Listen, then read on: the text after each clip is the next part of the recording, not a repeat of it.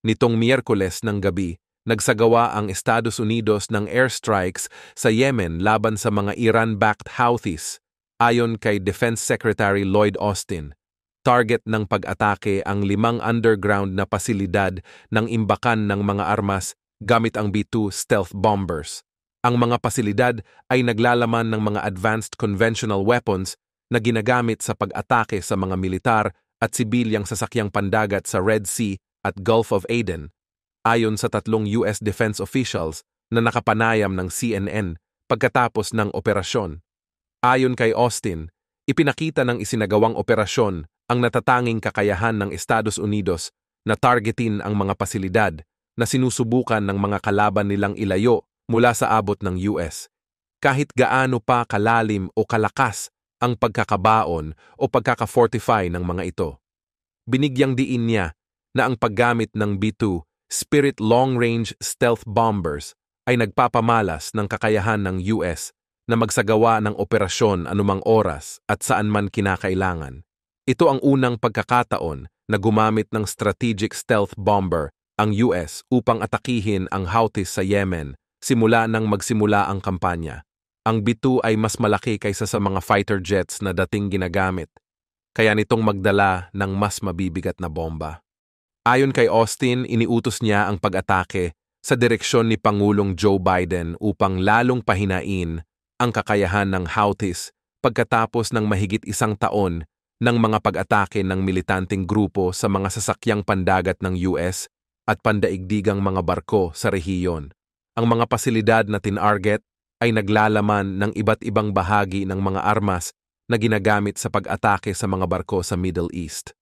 Patuloy na ipapakita ng US sa Houthis na magkakaroon ng konsekwensya ang kanilang mga iligal at walang pakundangang pag-atake, dagdag pa ni Austin.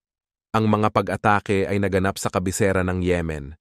Ayon sa mga Houthis, mananagot daw ang Amerika para sa kanilang ginawang agresyon laban sa Yemen. Matagal ng target ng Houthis ang mga barko sa Red Sea bilang tugon sa digmaan ng Israel laban sa Hamas. Ang Hamas, Hezbollah at Houthis ay bahagi ng isang Iran-led na alyansa na nag-aaklas laban sa Israel at mga kaalyado nito. Nagpahayag ang punong ministro ng Israel na si Benjamin Netanyahu na hindi pa tapos ang giyera sa Gaza kasunod ng pagkakapatay sa pinuno ng Hamas na si Yahya Sinwar. Ito ay matapos ang malawakang operasyon ng Israeli military sa Rafah, Southern Gaza, kung saan naiulat na napatay si Sinwar na itinuturong utak ng malagim na atake ng Hamas noong Oktubre 7. Ayon kay Netanyahu, ang pagkakapatay kay Sinwar ay isa lamang sa mga hakbang patungo sa inaasam na pagtatapos ng laban. Bagamat tinamaan na ng malaking dagok ang Hamas, pinaalala niya na hindi pa tapos ang misyon ng Israel. Nanindigan din ang iba pang mga opisyal ng Israel, kabilang si Benny Gantz, na ang laban ay magpapatuloy sa mga susunod na taon. Ang hepe ng militar ng Israel, si Herzi Halevi, ay nagpahayag din na ang pagkakapatay kay Sinwar ay pagbayad sa mga buhay na nasawi sa massacre noong Oktubre 7. Binigyang diin niya na magpapatuloy ang mga operasyon ng Israeli forces hanggang sa mahuli ang lahat ng mga teroristang sangkot sa madugong atake at mapauwi ang mga bihag. Samantala, positibo ang pananaw ng mga lider ng kanluranin na ang pangyayaring ito ay maaaring magsilbing daan para sa pagtatapos ng hidwaan. Si Pangulong Joe Biden ng Estados Unidos, na pangunahing kaalyado ng Israel, ay nagsabing maaaring magsimula na ang isang bagong kabanata para sa Gaza habang nananatili ang seguridad ng Israel. Sa Europa, nagbigay ng pahayag si Pangulong Emmanuel Macron ng France na itinuturing ang pagkamatay ni Sinwar bilang isang turning point na maaaring magdulot ng kapayapaan at kalayaan para sa mga bihag ng Hamas. Nagbigay din ng pagkilala ang Italy sa potensyal ng kaganapang ito para sa isang tigil putukan.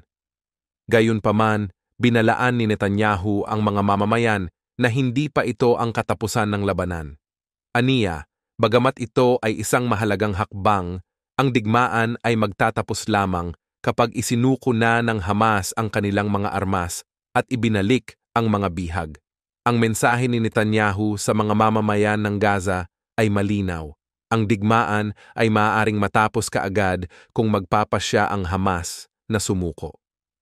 Sa ngayon, patuloy na isinasagawa ng Israel ang kanilang mga operasyon sa Gaza na may layuning maabot ang ganap na tagumpay laban sa terorismo at magdala ng kapayapaan sa rehiyon. Ipinahayag ng Estados Unidos na magdodoble sila ng pagsisikap kasama ang kanilang mga kasosyo upang tapusin ang labanan matapos ang pagkamatay ng leader ng Hamas na si Yahya Sinwar. Ayon kay Secretary of State Antony Blinken, naniniwala siya na naging mas mabuti ang kalagayan ng mundo sa pagkawala ni Sinwar, na itinuring niyang isang walang awang terorista na hindi nagsisisi sa kanyang mga gawain. Binanggit din ni Blinken na ilang beses nang tinanggihan ni Sinwar ang mga pagsisikap ng Estados Unidos at mga kasosyo nito na tapusin ang digmaan. Ang mga panukalang ito ay naglalayong ibalik ang mga bihag sa kanilang mga pamilya at pag-aanin ang kalagayan ng mga Palestino. Ayon sa kanya, sa mga darating na araw, mas paiigtingin ng Estados Unidos ang mga hakbang nito upang tiyakin ang pagpapalaya ng mga bihag at pagtapos ng labanang ito, upang bigyan ang mga taga-Gaza ng pagkakataong makapagsimula muli ng kanilang buhay na malaya mula sa pamumuno ng Hamas.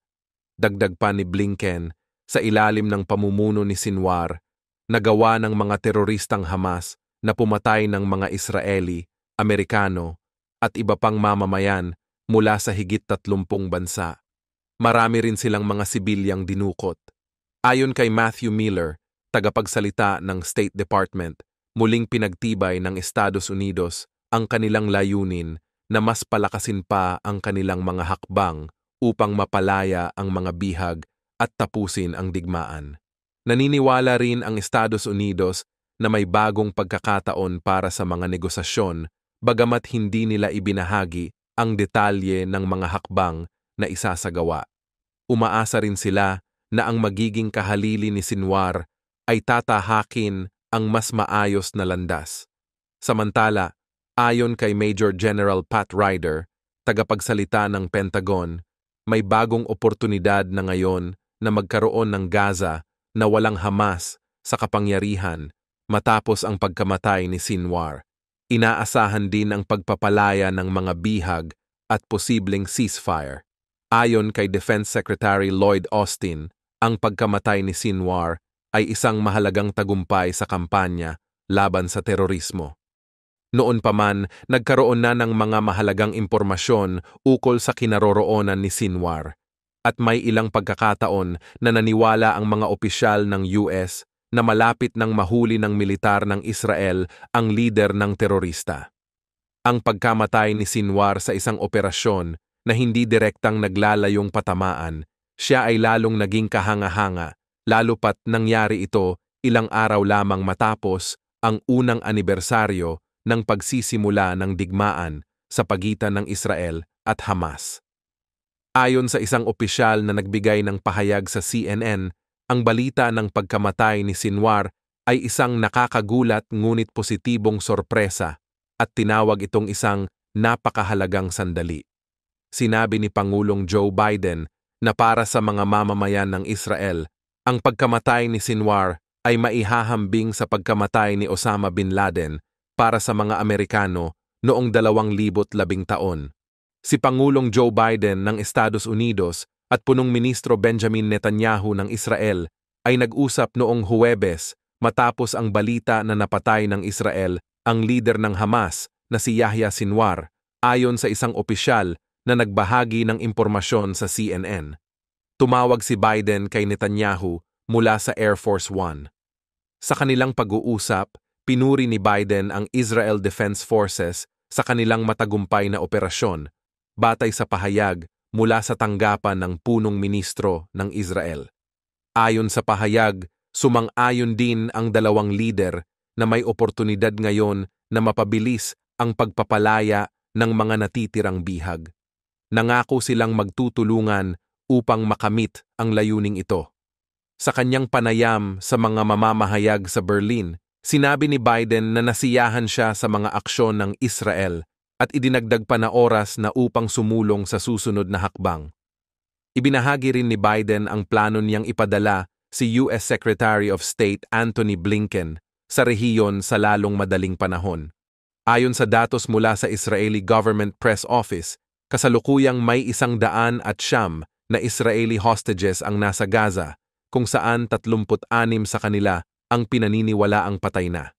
Tinalakay rin ng dalawang lider ang posibleng kinabukasan ng Gaza matapos ang labanang ito, kasama na kung paano matitiyak ang seguridad sa rehiyon at makausad mula sa kasalukuyang sitwasyon. Mas maaga sa araw na iyon, pinuri ni Biden ang pagkamatay ni Sinwar na tinawag niyang isang magandang araw para sa Israel, para sa Estados Unidos, at para sa buong mundo. Ang balitang ito ay na-update na may karagdagang pahayag mula kay Biden. Ngunit hindi pa rin naglalabas ng mga prediksyon ang mga opisyal ng US ukol sa magiging epekto nito sa rehiyon na patuloy na nasa ilalim ng tensyon. Tiyak na naaapektuhan ang mga operatiba ng Hamas sa balita at nag-iisip kung ano ang susunod nilang hakbang.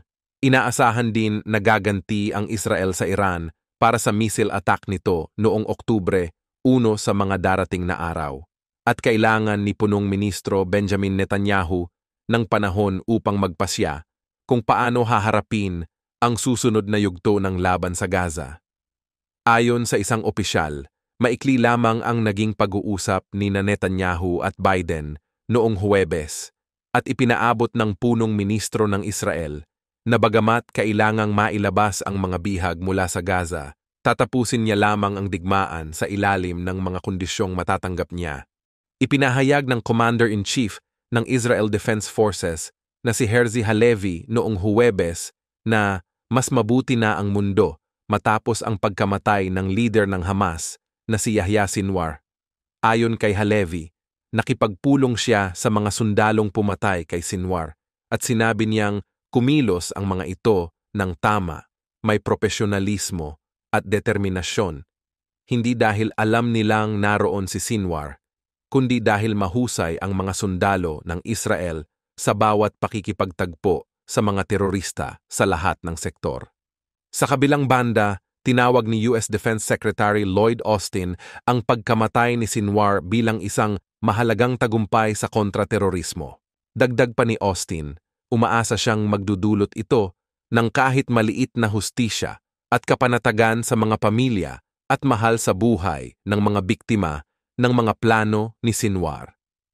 Inulit rin niya ang pahayag ni Pangulong Joe Biden at ng iba pa na ngayon ang tamang panahon para makipagkasundo sa isang tigil putukan na magtitiyak sa pagpapalaya ng mga natitirang bihag, kabilang ang mga mamamayang Amerikano.